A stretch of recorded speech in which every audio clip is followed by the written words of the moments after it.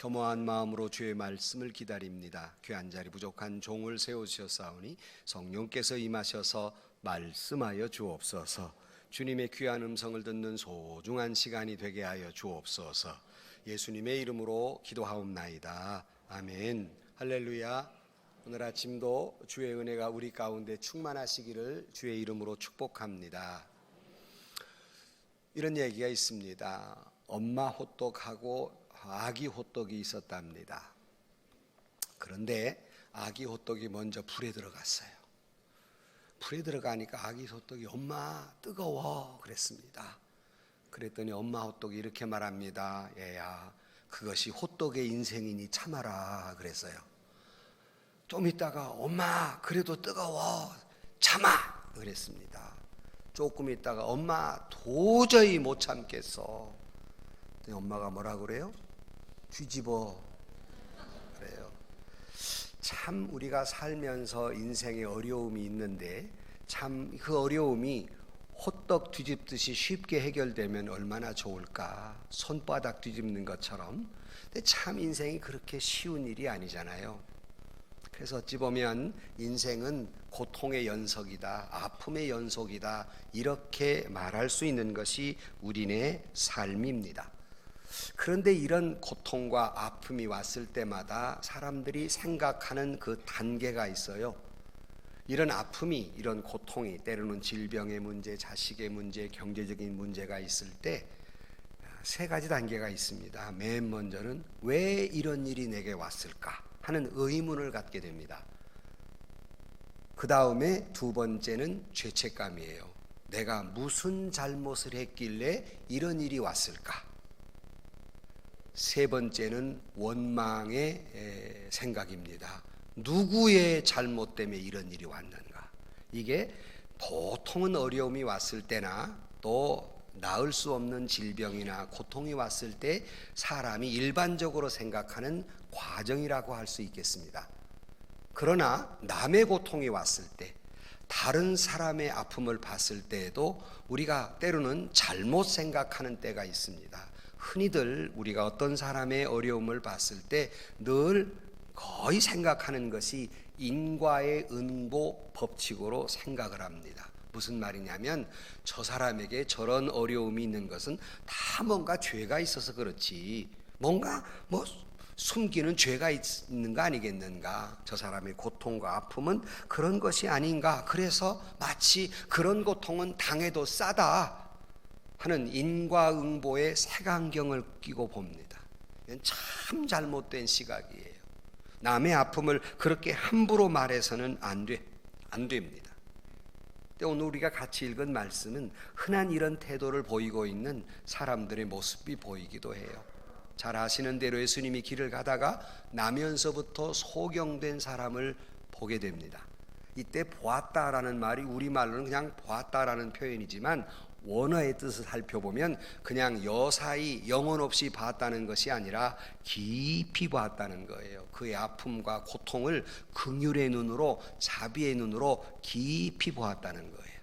그러니까 예수님은 그의 아픔을 마음 깊이 같이 아파하면서 볼 때에, 그 사랑과 자비의 눈으로 볼 때에 곁에 있었던 제자들의 시각은 대단히 냉혹했습니다. 대단히 비정했고 또 아주 날카로운 시각으로 봅니다. 그러면서 그들은 뭐라고 말하냐면, 예수님, 저 사람이 나면서부터 맹인이라는데 누구의 죄 때문입니까? 하고 죄를 묻고 있어요. 정죄하고 있다고요. 그가 남의 불행을 봤을 때 내가 같이 아파하는 마음이 아니라 저거 인과응보로 누구 죄 때문이지? 그런데 이상한 것은 나면서부터 맹인이에요. 유대인들은 생각할 때 이런 어려운 질병이 걸린 사람을 볼 때마다 늘 그들은 일반적으로 죄 때문에 저주받아서 이런 일이 생긴다는 그런 시각이 있었어요.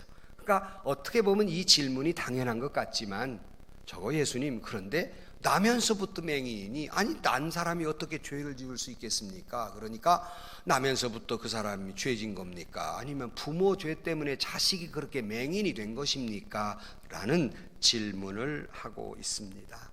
너무나 속단하고 잘못된 습관이에요. 여러분, 우리도 다른 사람의 아픔을 볼 때 이렇게 너무 쉽게 속단하는 경향이 있습니다. 저 사람 그러더니 저 정도는 받아도 싸 하는 시각, 인과응보의 시각은 결코 우리 신앙인은 가져서는 아니 될 눈입니다. 어떤 사람의 불행을 볼 때, 아픔을 볼 때에 사랑과 자비의 관점에서 보아야 합니다. 그것이 예수님의 시선이에요. 결코 어떤 사람을 정죄자의 입장에서, 내가 재판관의 입장에서 타인의 괴로움을 보아서는 안 된다는 것입니다. 여러분, 사실은 그렇지 않아도 그런 아픈 일이 있어서 괴로운데 그런 시각으로 보는 사람의 함부로 하는 말 때문에 더 깊은 아픔, 더 깊은 상처를 받아요. 마치 상처 입은 사람의 그 상처에다가 소금을 뿌리는 것처럼, 그렇지 않아도 아픈데 너 당신 죄 때문에 그런 거 아니냐라는 정죄의 말을 들었을 때 더 고통스러운 겁니다. 그래서 이런 사람들의 시각을 어떤 심리학자는 이렇게 말합니다. 왜 사람들은 흔히 다른 사람의 고통을 보면서 그렇게 정죄자의 입장에서 보는가? 그것은 고통에 동참하는 것보다는 정죄자의 입장에 있는 것이 쉽기 때문에. 남의 말은 쉽잖아요. 고통에 동참하기는 어려워도 쉽게 판단해버리는 건 쉬우니까.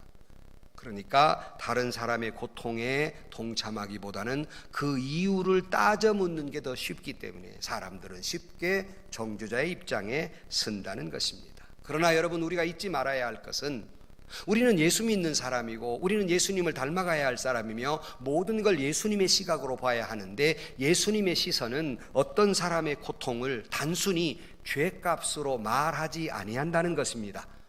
죄값일 리도 없을 뿐만 아니 그 사람의 죄값 때문에 치르는 것이라도 그것이 저주받은 일이고 그것이 천벌을 받을 일이라도 예수님은 그렇게 보지 않는다는 것입니다. 그 사람의 고통은 죄값이라고 말하지 않습니다. 그 사람의 고통 그런 식으로 함부로 정죄하거나 굳이 그 고난의 이유를 설명하려고, 원인을 설명하려고 하지 않습니다.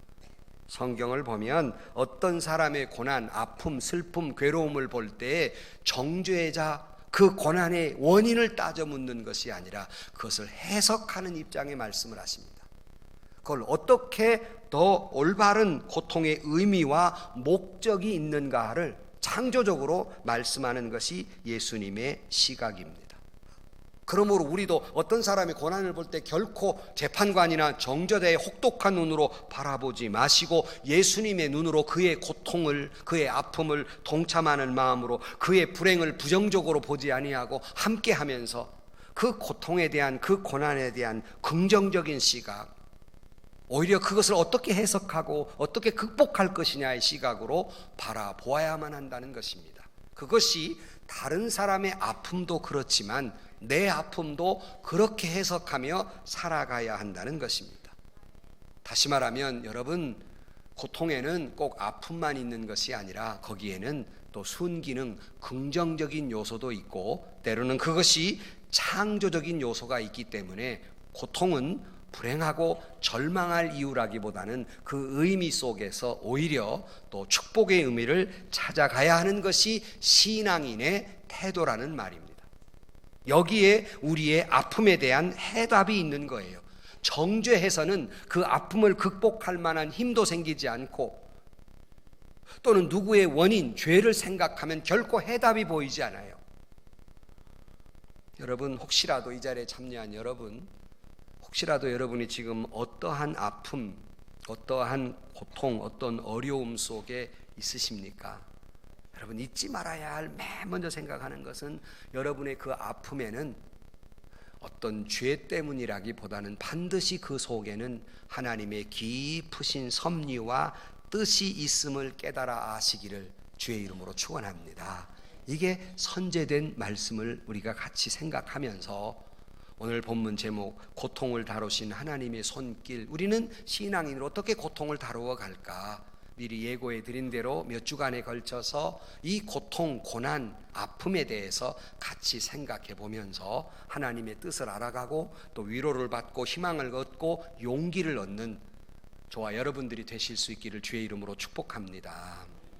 첫째, 여러분 이 고난에 대한 말씀을 할 때마다 드리는 말입니다. 여러분, 이 고통, 아픔이라고 하는 것은 우리가 막상 그걸 겪으면 나에게만 있는 것 같아요. 세상 사람은 다 행복하고 나만 아픈 것 같은데, 여러분, 아픔은 모든 이에게 있다. 아픔에 열외가 있는 사람은 단 한 사람도 없다. 그것이 부자이든 가난한 사람이든, 그것이 많이 아는 사람이든 없는 사람이든, 그것이 권력이 있는 사람이든 없는 사람이든, 이 고통은 누구에게나 있는 것이다 하는 거예요. 그래서 보통 여러분, 이런 고통이 왔을 때, 괴로움이 왔을 때 꼭 알아야 될 세 가지 것이 있어요. 일반적인 거. 첫 번째는 여러분의 아픔, 시련, 고난은 불가피한 거예요. 피할 수 있는 게 아니라고요. 이것은 불가피한 것이다. 그렇다고 이 아픔과 시련이 오기를 바라는 사람은 단 한 사람도 없어요. 그런데 이건 피할 길이 없어요. 양이 풀을 뜯어 먹기 위해서는 때로는 골짜기를 건너가야 하고, 정상을 오르기 위해서는 또 어두운 계곡도 지나가야만 하는 것이지, 이건 필수 코스지 열외가 있을 수 없다는 것입니다. 다시 말하면 살다 보면 이런 아픔의 어두움이 반드시 찾아오게 돼 있다 하는 거예요. 그런 거로 여러분이 인생을 살면서 만일 나에게 이런 아픔과 역경이 온다면, 이렇게 말하는 건 틀린 말입니다. 만일이 아니에요. 올 수도 있고 올 수도 없는 것이 아니라 꼭 올 거예요. 차라리 언제 이 아픔이 온가를 생각하는 게 낫지, 만일 내 자식이 만일 일어나올, 만일이 아니라 반드시 그 자식에게도 어려움이 옵니다. 아픔이 있어요. 만일이란 말은 인생의 아픔에는 첨가될 수 있는 말이 아니에요. 반드시 오는 것입니다. 그러므로 만일이란 말보다는 고통은 언제든지 누구에게나 오는 것이다. 이렇게 먼저 해석을 하셔야 됩니다. 그러니까 때로는 살면서 어려움과 실망과 낙심케 하는 일이 있을 때, 이것이 반드시 와야 할 일이고 와야 할 일이 온 것뿐이라는 겁니다. 이것이 정상적으로 또는 정상에 이르는 데 있어서 과정일 뿐이에요. 그러므로 여러분이 시험을 당하거나 어려움을 당할 때 놀랄 일이 아니에요. 죄책감을 가질 일도 아니고, 누구를 정죄할 일도 아니고, 원망할 일도 아니에요. 이건 꼭 오는 것이기 때문에. 여러분, 오늘 새벽에 우리나라 유소년이 월드컵에 4강에 들어간 거 아십니까? 다 텔레비 보고 왔구만. 4강에 들어갔어요. 천신만고 끝에. 그런데 여러분, 이렇게 축구를 하다거나 또는 스포츠를 할 때 심판이 오심을 할 때가 있어요. 그래서 오심 때문에 지는 경우도 있습니다. 그럴 때 인터뷰를 하지요. 그때 심판이 오심했는데 어떻게 생각하시냐고. 이때 성숙한 스포츠맨들은, 성숙한 감독이나 선수는 원망하지 않습니다. 그들이 흔히 대답을 뭐라고 해요? 오심도 경기의 일부분입니다. 축구면 축구의 일부분일 따름입니다. 얼마나 마음이 아프겠어요. 오심 때문에 졌는데. 그래도 해석은 오심도 경기의 일부분입니다. 여러분, 아픔도 우리 인생의 일부분일 따름이에요. 그렇게 해석해야 돼요. 그러므로 여러분, 시련은 이건 오심도 불가피한 것인 것처럼 내게 아픔이 오는 것도 불가피한 거예요. 이렇게 첫 번째 시각을 가지셔야 됩니다. 두 번째 시각은, 근데 여러분, 이 아픔과 시련은 예측하게 오는 것이 아니라 예측할 수 없게 와요. 언제든지 올 수 있다는 거예요. 지금쯤 어려움이 오겠지, 이럴 때가 아니라 생각도 않는 때에 느닷없이 찾아오는, 마치 불청객처럼 이런 아픔과 시련이 오게 됩니다. 기대하지 않을 때에 그렇게 오게 돼요. 꼭 어려움은 어려울 때 어려움이 오기도 하고, 환난이 있을 때, 불편한 시간에 예측할 수 없게 시작이 돼요. 아침에 일어나 기분 좋게 하루를 시작해 느닷없이 오후에 어려움이 와요. 한 사람의 말 한마디 때문에, 한 통의 전화 때문에 갑자기 아침에는 기분이 좋았는데 갑자기 고통의 먹구름이 내게 찾아오는 것이 우리에게 찾아오는 어려움이에요. 그래서 어려움은 뜻하지 않을 때 오는 거예요. 꼭 차가 빵꾸 나는 것은 편안할 때요, 바쁠 때요? 꼭 바쁠 때 차가 빵꾸 나는 거예요. 느닷없이 찾아오는 거예요. 이게 아픔이에요. 이게 고통이라는 거예요. 참 고약하죠. 그리고 세 번째는 참 아픔도 별스럽게 와요. 다시 말하면 다양하게 온다는 거예요. 너무나도 다양한 아픔이 우리에게 찾아온다는 겁니다. 여러분, 조금 전에 모두의 말씀드린 대로 내게 아픔과 시련은 모든 사람에게 누구에게나 오고, 이 고난과 시련과 아픔에 면제된 사람은 아무도 없고 불특정 다수에게 지 멋대로 자유롭게 찾아오게 되는데, 게다가 종류마저도 다양해요. 아픔의 종류마저도.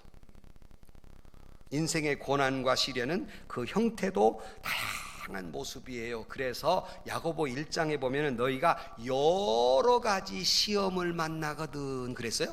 여러 가지 시험을 영어에는 뭐라고 번역했냐면 멀티칼라라 그랬어요. 이게 아픔이 다양한 색깔로 온다는 거예요. 참 아픔도 여러 가지. 그래서 우리가 혼잣말로 가지가지 한다 그러잖아요. 참 가지가지 한다. 막상 아픔이 참 내게 인생이 왜 이렇게 총칼날까? 왜 이렇게 가지가지 아픔이 올까? 내게 없어도 될 만한 것, 아니 결코 내게는 안 오리라고 기대했던 것, 내 자식만큼은 이런 일이 없을 거라고 했던 것들이 다 찾아오게 돼 있어요. 내 인생에는 이런 건 꿈도 못 꾸었던 아픔들이 느닷없이 찾아오게 돼 있습니다. 참 가지가지예요. 색깔도 가지가지예요. 그러므로 시험의 종류도 다르고, 시험의 강도도 다르고, 시험의 기간도 다르고, 시험의 아픔도 다르고, 참 가지가지예요 인생이. 그러나 여러분, 잊지 말아야 할 것은 다 가지각색으로 오는 건 사실이지만, 여러분이 알아야 할 것은 이것은 누구에게나 찾아오는 것이다 말씀드린 대로, 여러분이 지금 어떤 아픔이 있습니까? 실패가 있습니까? 어떤 자식의 문제, 가정의 문제, 남편의 문제, 아내의 문제, 사업의 문제, 건강의 문제, 가지가지죠. 근데 여러분 잊지 말아야 할 게 있어요. 이것이 꼭 나의 죄 때문인 것만은 아닙니다. 이걸 잊지 말라는 거예요. 여러분, 내가 악한 사람이기 때문에 이 일이 오는 게 아니에요. 내 주변에 내 남편 때문에, 내 아내 때문에 그들이 죄를 져서 내 자식이 이렇게 되고 사업이 이렇게 되고, 그 악한 사람 때문에 이 일이 오는 게 아닙니다. 그렇게 해석하지 마세요. 마치 악한 사람에게도 좋은 일이 일어날 수 있듯이 선한 사람에게도 나쁜 일이 일어날 수 있는 거예요. 악한 사람에게 나쁜 일만 일어나고 선한 사람에게 좋은 일이 일어나는 것이 아니라, 악한 사람에게도 좋은 일이 있을 수 있듯이 선한 사람에게도 이런 일이 일어날 수 있는 거예요. 이걸 꼭 잊지 말라는 겁니다. 시련은 그래서 누구에게나 느닷없이 여러 가지 종류로 갑자기 찾아온다는 사실입니다. 그러므로 여러분, 오늘 또 여러 가지 우리가 시험을 만나지만은 모든 사람에게 있는 것이다. 가지가지로 오는데 누구나 나에게 있는 것이다. 지금 혹시라도 그런 과정이 없다면 언제 오느냐가 문제일 뿐이지 올까가 아니라는 겁니다. 이걸 잊지 말고 사셔야 돼. 두 번째로는, 그런데 여러분, 이 고통은 오늘 본문에 보면 고통을 통해서 아픔만 있는 것이 아니라 하나님의 섭리 가운데 하나님의 뜻이 나타나는 일이라는 겁니다. 내 아픔 속에서, 내 실패 속에서.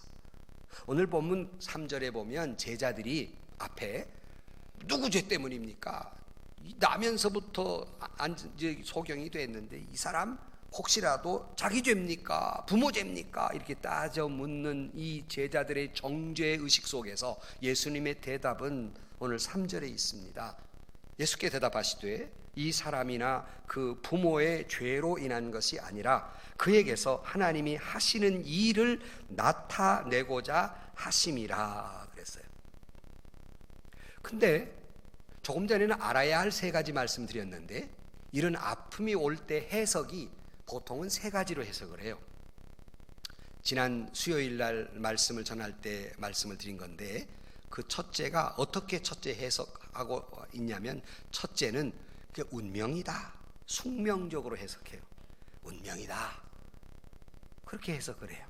거기에 답을 찾으려고 해요. 여러분, 운명이다 하고 생각해서는 거기에 아픔의 해답이 없어요. 또 어떤 사람은 두 번째로는 이성적으로 이해하려고 그래요. 원인이 뭐냐? 누구 잘못 때문이냐? 뭐 때문에 이런 일이 났느냐? 하고 원인을 분석하려고 해요. 틀린 말은 아니지만 거기에 해답이 꼭 있는 것은 아닙니다. 신앙인으로 세 번째, 다음과 같이 해석하며 살아야 됩니다. 그건 뭐냐면 내 아픔은 경륜적 뜻이 있다. 아픔은 내 아픔이고 이 속에서 하나님의 경륜이 있는 것이다. 이것이 신앙인이 아픔을 해석하는 핵심입니다.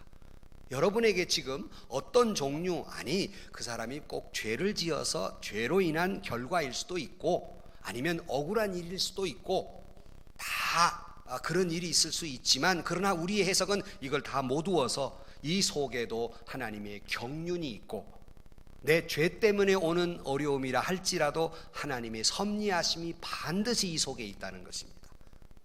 그렇게 생각할 때 하나님의 섭리, 하나님의 큰 역사 속 안에서 이런 일이 일어나는 것이기 때문에 이렇게 해석하는 사람에게는 이 어려움 속에서도 하나님의 지혜와 하나님의 능력과 하나님의 위로하심을 그 속에서 이루어질 수 있으며 그 속에서 새롭게 힘을 얻을 수 있는 그런 희망이 그 속에 있는 겁니다.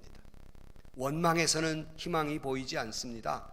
정죄해서는 희망이 보이지 않습니다. 이 속에 하나님께서 무엇을 뜻하는가, 이 속에 하나님의 사랑이 있고 하나님의 긍휼이 있고 자비가 있고 뜻이 있고 섭리가 있고 하시고자 하는 일이 있다는 겁니다. 내 비록 아픔 속에서 있다 할지라도.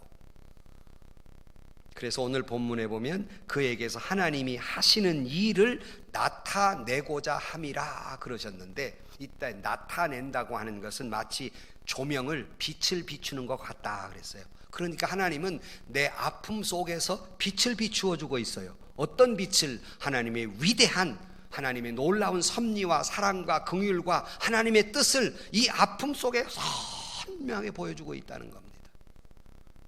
어두움일수록 별이 빛나는 것처럼 어두운 상황 속에서 하나님의 뜻을 선명하게 바라볼 수 있는 그런 기회가 된다는 거예요.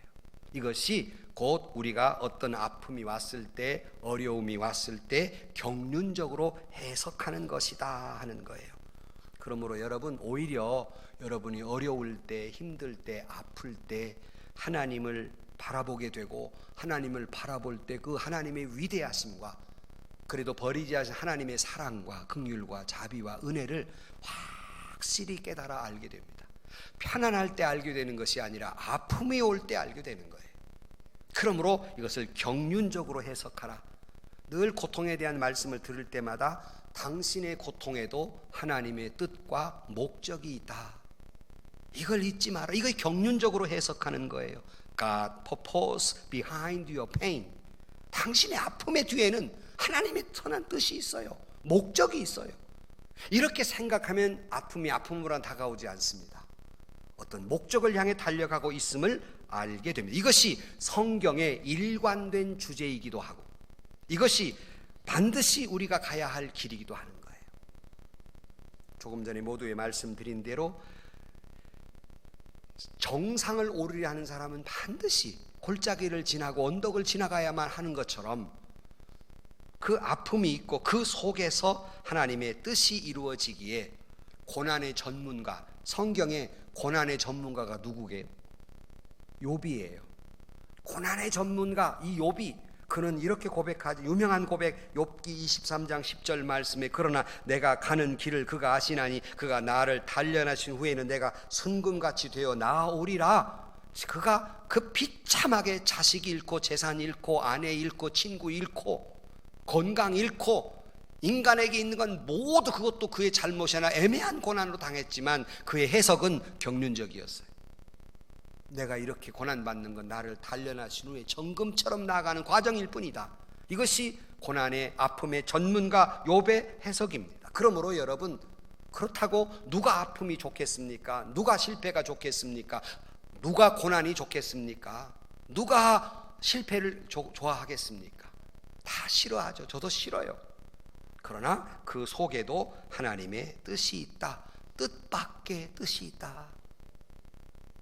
뜻밖의 밖에, 나는 아프지만, 나는 괴롭지만 거기에는 뜻밖의 하나님의 뜻이 있다. 그러므로 시련은 항상 마이너스만 있는 것이 아니라 거기에 긍정적인 요소가 그 속에 있다 하는 거예요. 그러므로 하나님은 우리에게 편안한 삶, 안일한 삶보다는 그러한 어려운 과정을 통해서 성숙한 그러한 인격과 신앙을 갖게 하는 데에 일종의 과정이기도 하다 하는 거예요. 그러므로 여러분의 아픔과 고난 속에서 오히려 여러분의 신앙은 깊어지고 여러분의 신앙 그 인격은 성숙해지고 여러분 오히려 그 속에서 예수님을 닮아가게 되고 그러기에 더 겸손하게 되고 그러기에 여러분의 신앙도 성숙하게 되는 계기가 되기를 주의 이름으로 축원합니다. 인생의 골짜기 속에서 우리가 성숙하게 되는 거예요. 여러분, 삶의 깊은 절망과 고통의 밤을 통해서 그 진정한 삶의 의미와 가치를 깨달아 알게 되는 겁니다. 그런 말이 있잖아요. 벽에 눈물을 적셔본 사람만이 별빛이 아름다운 것을 안다 그랬어요. 울어본 사람만이 밤에 별빛이 아름다운 것을 안다. 인생의 참 의미, 인생의 참 아름다움을 아는 거예요. 만사형통함으로 그걸 깨달은 사람은 별로 없습니다. 오히려 아플 때, 고통스러울 때 인생을 생각하고 믿음을 생각하고 하나님을 가까이 하고 믿음은 성숙해지고 진정한 인생이 뭔가를 알게 되는 거예요. 그래서 여러분, 서양의 어머니들은 딸이 시집갈 때 진주를 선물하잖아요. 그 진주를 선물하는 건 보석을 주기 위함이 아니라 아시는 대로 진주라고 하는 건 조개에 모래알이 들어갔을 때 그걸 잘 물질을 잘 싸서 그걸 부드러운 아름다운 진주로 만들어내듯이 딸에게 고난의 세월이 있으나 이걸 잘 극복해서 아름다운 진주로 만들어내라는 의미가 있는 거예요. 아픔이 없을 수 없죠. 어떻게 결혼 생활하면서 인생에 아픔이 없겠습니까? 그 속에 진주를 만들어내듯이 고급 도자기는 뼈를 갈아서 부서뜨려서 뜨거운 불에 넣어야만 고급 도자기가 나오고 단단한 쇠는 수많은 담금질을 통해서 매를 통해서 단단한 쇠가 나오며 종은 맞아야 아름다운 소리를 내는 겁니다. 그러므로 이것이 야고보서의 총주제이기도 해요. 야고보 장로가 말하고자 하는 이 총시련은 성숙하게 되고 오히려 믿음의 대인을 만들어준다는 총주제이기도 합니다. 그러므로 여러분의 아픔에는 아프지만 괴롭지만 그 속에는 하나님의 선하신 목적과 뜻이 있는 일이기에 내가 아프고 괴로워도 절망하고 낙심하고 원망하고 정죄하는 것이 아니라 이 고통을 하나님이 허락하셨는데 아픈 줄 알지만 하나님이 허락하셨는데 이 고통을 통해서 하나님의 뜻은 반드시 이루어지는 것이다. 여러분의 실패를 통해서도 하나님의 뜻은 반드시 이루어 주신다는 거예요. 그러기에 여러분 금요일 날 설교를 하면서 말씀을 드렸다시피 이스라엘 백성들이 일주일이면 갈 수 있는 그런 거리를 40년 광야를 헤맵니다. 정말 아픔의 세월이지요. 왜 하나님은 이 고통의 40년을 주셨을까? 한 세대가 완전히 죽을 때까지. 거기에는 목적이 있었습니다. 당신의 선한 백성으로 만들어가는 과정이며 이 아픔을 통해서 오히려 가나안 땅을 주시기 위하여, 다시 말하면 축복을 주시기 위하여 40년 광야 생활이 필요했던 것입니다. 오늘 또 여러분에게 아픔과 고통이 있는 것은 하나님의 선하신 뜻, 여러분에게 복 주시기 위하여 하나님의 뜻을 이루어서 여러분들에게 더 진정한 인생, 성숙한 신앙, 더 아름다운 인생, 복된 인생을 하는 과정 속에서 여러분에게 아픔이 있다 하는 것을 깨달아 알고 절망하지 아니하고 용기를 갖는, 희망을 갖는 저와 여러분들이 되시기를 주의 이름으로 축원합니다. 그러나 세 번째로, 그렇다고 해서 예수님께서 너 그러니까 네가 알아서 잘 견뎌봐라 하고 우리를 던져놓는 인생이 아닙니다. 그 인생에 우리 주님은 나와 함께 하실 것이고 그 아픔과 동참해 주실 것이고 우리 그 아픔 속에서 저와 여러분의 아픔과 고통을 씻어 주시는 주님이심을 깨달아 아시기를 주의 이름으로 축원합니다. 이지러진 인생도 회복하고 부서진 가정도 회복하고 엇나간 자녀도 돌아오게 만들어주신 하나님의 그 사랑, 은혜가 거기에 반드시 있다는 사실입니다. 그것이 오늘 본문에 보면 6절 말씀에 이 말씀을 하시고 땅에 침을 뱉어 진흙을 이겨 그의 눈에 바르셨다 그랬어요. 예수님께서 진흙을 이겨 눈에 바르신 것은 당시의 민간요법이었습니다. 우리 뭐 어디에 아프면 된장 바르고 뭐 이런 민간요법처럼 당시에는 눈이 아프면 약이라는 게 변변치 않기 때문에 서민들은 진흙을 발라서 눈에다가 바르고 그리고 씻어내는 것이 당시의 방법이었어요. 그래서 여러분, 약도 하나님이 주신 거예요. 약 안 먹고 버티는 게 믿음 좋은 줄로 착각하지 마십시오. 약을 먹어야 할 때는 먹어야 하고요. 의사 선생님도 하나님이 보내주신 나를 치료하기엔 하나님의 수단이고 방법이고 사람이에요. 그러면 의사를 찾아가서 치료를 받아야 해요. 맹장 걸렸는데 믿음으로 버틴다고 기도하는 것이 그게 믿음이라고 착각하지 마십시오. 터져. 에? 터진다고. 나 그렇다고 기적이 없다는 말은 결코 아닙니다. 있을 수 있죠. 그러나 그게 믿음 좋다고 착각하지 말라는 거예요. 찾아가 빨리 떼놔야지.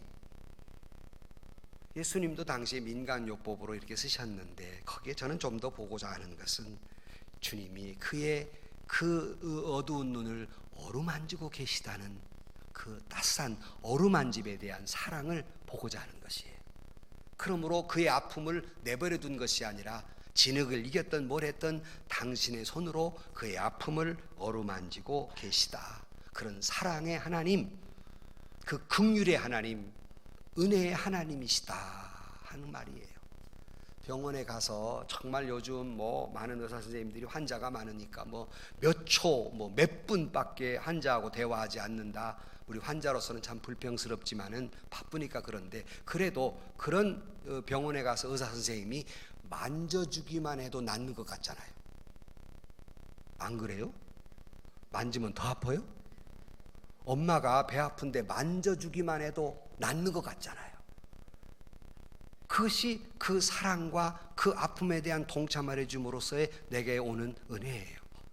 그렇듯이 예수님이 이 눈먼 자를 진흙을 이겨 만져주신 거예요. 만지지 않고는 바를 수가 없기 때문에 그 사랑의 손길처럼 예수님은 아픔과 고통스러운 자들의 상처를 만져주시고 그 손으로 안수해 주시고 그 손으로 잡아 일으켜 주시고 긍휼과 사랑의 손길로 여러분을 터치하고 계시는 줄로 믿습니다. 그래서 제가 늘 예배 말미에 질병으로 고통당한 자를 기도할 때 주님의 사랑과 긍휼과 능력의 손으로 만져주옵소서라는 기도를 하는 거예요. 바로 그것이 주님의 은혜이기 때문에 오늘 또 여러분 혹시라도 어떤 아픔으로 왔든지 어떤 질병으로 왔든지 어떤 괴로움으로 왔든지 이 시간 주님께서 만져주시는 여러분을 터치하시는 은혜가 경험되어지기를 주의 이름으로 축원합니다. 이 말씀을 들으면서 여러분의 그 하나님의 은혜가 터치가 일어나기를 주의 이름으로 축원합니다. 내 눈물을 닦아주신 하나님의 사랑, 내 아픈 마음을 만져주신 하나님의 사랑, 내 고통에 동감하신 하나님의 사랑, 그러므로 진흙을 이겨서 그를 만져준다. 그래서 여러분 1부, 2부, 3부 예배를 드리다 보면 이 사이에 그저 한 3, 40분 시간인데 그 사이에 제 목양실에 찾아와서 목사님 기도해 주세요 하시는 분들이 계세요. 때로는 참 그렇게 힘든 질병이나 또는 뭐 수술을 앞두고 뭐 어려운 일을 당해서 뭐 이런 일 때문에 기도받으러 오시는데 특별히 그렇게 느닷없이 참 인간의 힘으로는 나을 수 없는 질병 가운데 계시는 분들을 기도해 줄 때마다 정말 아픔이 느껴져요. 같이 그의 아픈 부분에 손을 놓고 기도하면서 같이 저리저리하게 아픔이 느껴져요. 이것이 여러분의 고통, 상처를 만져주시는 주님의 터치가 바로 그 속에서 여러분과 아픔을 동참하시는 하나님의 사랑과 긍휼이 여기에 있습니다. 그러므로 교회에 나온 여러분들 이 아침에 주님이 나를 만져주시고 고쳐주실 것을 믿으시기를 주의 이름으로 축원합니다. 그랬더니 7절 말씀에 이르시되 실로암 목가에 가서 씻으라 하시니 실로암을 번역하면 보냄을 받았다는 뜻이라 이에 가서 씻고 밝은 눈으로 왔다 그랬어요. 그러니까 여기 보면 주님은 우리의 아픔과 눈물과 고통을 씻어주시기 위해, 그러니까 만져주시기 위해서, 씻어주시기 위해서, 다시 말하면 회복시켜 주시기 위해서 주님은 이 땅에 보냄을 받으신 줄로 믿습니다. 실로암이란 말 자체가 보냄을 받았다라는 뜻이에요. 우리도 보냄을 받지만 주님도 그걸 위해서 보냄을 받으신 분이다. 예수님은 우리의 죄를 깨끗이 씻어주시기 오셨고, 예수님은 우리의 질병과 아픔과 고통을 씻어주시기 위해서 보냄을 받아 우리 곁에 오신 줄로 믿습니다. 그런데 하루는 느닷없이 예수님께서 밥을 먹다가 허리에 수건을 두르시고 제자들의 발을 씻겨주시는 그것은 우리의 죄를 씻겨주신 하나님의 사랑을 나타내 주시기 위함입니다.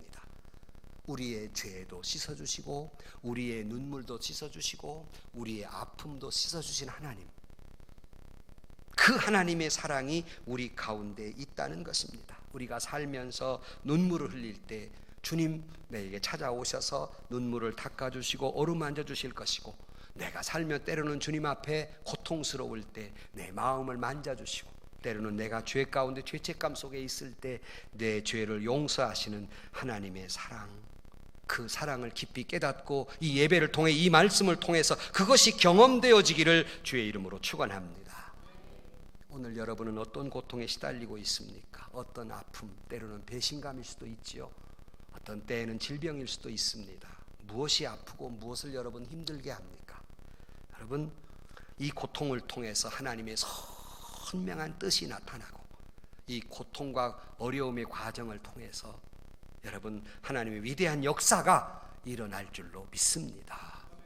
인간의 위기가 하나님의 기회이고, 인간의 끝이 하나님의 시작이며, 인간의 한계가 하나님의 출발점이에요. 나는 도저히 끝장이다 할 때, 이 어두움 속에 있을 때 주님은 찾아오셔서 저와 여러분을 만져주시고, 그러므로 우리의 질병도 떠나가고 우리의 아픔도 떠나가고 이지른 인생도 떠나가고 회복될 줄로 믿습니다. 주저앉은 믿음도 떠나가고 믿음도 회복되게 될 줄로 믿습니다. 여러분의 인생이 어루만져 주신 하나님의 사랑이 있음으로 말미암아 씻음 받고 회복되는 역사가 일어나기를 주의 이름으로 축복합니다. 결론으로 말씀을 드립니다. 조금 전에 모두의 몇 주간에 걸쳐서 이 고난에 대한 문제를 같이 생각해 보자 했습니다. 결국 여러분 2번이든 3번이든 4번이든 고난의 여러 가지를 말씀을 드리지만 결론은 하나예요. 결국 우리의 아픔과 고통의 해답은 예수 그리스도입니다. 결국 이 모든 고통의 해답은 예수 그리스도예요. 혹시라도 이제 나오신 분들 중에는 아픔이 계기가 돼서, 때로는 질병이 계기가 돼서, 어떤 어려운 문제가 계기가 돼서 교회에 나오실 수도 있습니다. 막연히 교회에 나와서 예수님을 인류 사회의 몇 대 성인 중에 하나이고 위대한 종교 지도자라고 생각하고 막연히 나오실 수도 있습니다. 그러나 주님 앞에 그 나온 사람을 주님은 외면하지 아니하시고, 그 고통을 풀어주시고 아픔과 눈물을 닦아주시고 그 멍든 가슴을 씻어주시고 여러분의 인생을 회복시켜 주시는 줄로 믿습니다.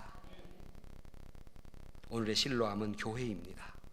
여러분들이 어떤 이유로 교회를 나왔던, 참 아픔도 가지가지지만 여러분 교회에 나오셨을 때 결코 인과응보적으로 여러분의 아픔을 해석하지 마시고, 꼭 여러분이 죄 때문에 이런 일이 일어나는 것은 아닙니다. 누구에게나 다 있는 일입니다. 그러나 잊지 말 것은 그 속에는, 여러분의 그 모든 아픔 속에는 하나님의 비밀스럽고 놀라운 역사가, 섭리가 있는 것이에요.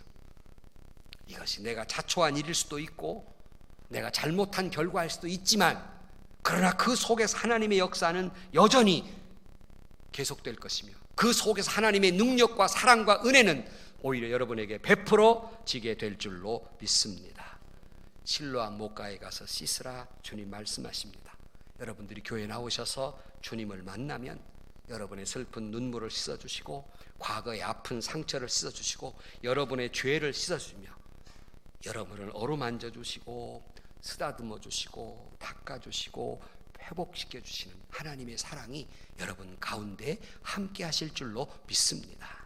고통을 다루신 하나님의 손길, 그 손길의 터치가 이 시간 여러분에게 일어나고, 그러므로 희망과 용기를 갖고 다시 한번 일어나는 회복의 역사가 일어나는 저와 여러분들이 되시기를 주의 이름으로 간절히 축원합니다. 기도하십시다. 하나님, 참 삶이라는 게 참 힘들어서 아픔이 없는 사람이 없고, 아픔도 어쩌면 그렇게 가지각색으로 내게 다가오는지, 그럴 때마다 나를 찾아오시는 주님, 그 속에서 섭리하시고 역사한 하나님의 사랑과 회복의 은혜를 깨닫고 힘겨운 인생을 살아가지만 주님의 그 사랑의 터치가 일어나서 회복되게 하시고 희망을 갖게 하시고 용기를 얻게 하시고 하나님의 축복 속에 살아가게 하여 주옵소서. 예수님의 이름으로 기도하옵나이다. 아멘. 세상에서 시달린 친구들아, 위로의 주님 바라보아라. 눈을 들어 주를 보라. 하늘의 모든 영역 주께 맡겨라. 슬플 때에 주님의 얼굴 보라. 사랑의 주님 안식 주리라. 힘이 없고 내 마음 연약할 때 능력의 주님 바라보아라. 주의 이름 부르는 모든 자는 힘주시고 늘 지켜주시리. 눈을 들어 주